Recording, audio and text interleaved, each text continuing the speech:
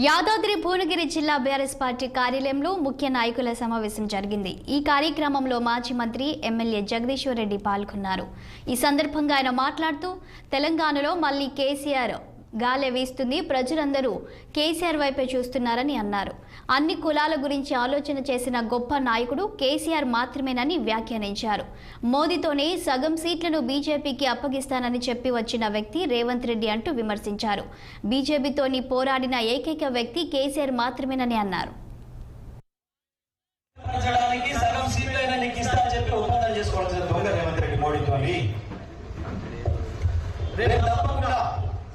Congress party పీడీఏలో చూస్తే మోడీ సహాయం అక్కర్లేదు కాబట్టి ముందస్తు జాగ్రత్తగా ఉంటున్నాడు.